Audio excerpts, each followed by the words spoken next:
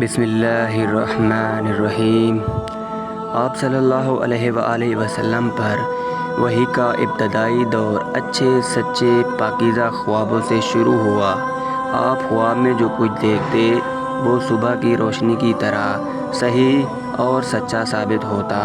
پھر من جانب قدرت آپ تنہائی پسند ہو گئے اور آپ صلی اللہ علیہ وآلہ وسلم نے غار حرا میں خلوت نشینی اختیار فرمائی اور کئی دن اور رات وہاں مسلسل عبادت اور یاد الہی و ذکر و فکر میں مشغول رہتے، جب تک گھر آنے کو دل نہ چاہتا۔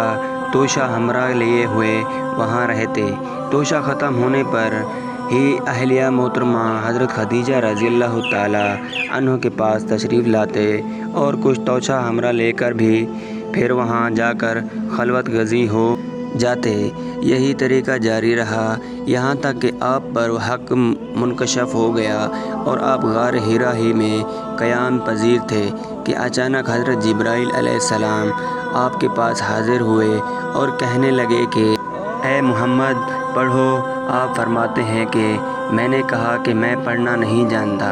آپ صلی اللہ علیہ وآلہ وسلم فرماتے ہیں کہ فرشتے نے مجھے پکڑ کر اتنے زور سے بھینچا کہ میری طاقت جواب دے گئی، پھر مجھے چھوڑ کر کہا کہ پڑھو۔ میں نے پھر وہی جواب دیا کہ میں پڑھا ہوا نہیں ہوں۔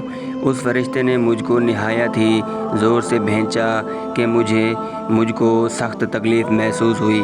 پھر اس نے کہا کہ پڑھو۔ میں نے کہا کہ میں پڑھا ہوا نہیں ہوں۔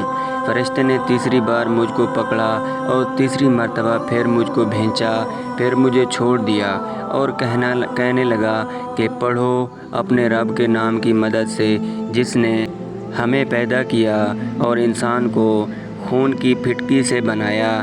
پڑھو اور آپ کا رب بہت ہی مہربانیاں کرنے والا ہے۔ بس یہی آیتیں آپ حضرت جبرائیل علیہ السلام سے سن کر اس حال میں غار حرا سے واپس ہوئے کہ آپ کا دل اس انوکھے واقعے سے کانپ رہا تھا۔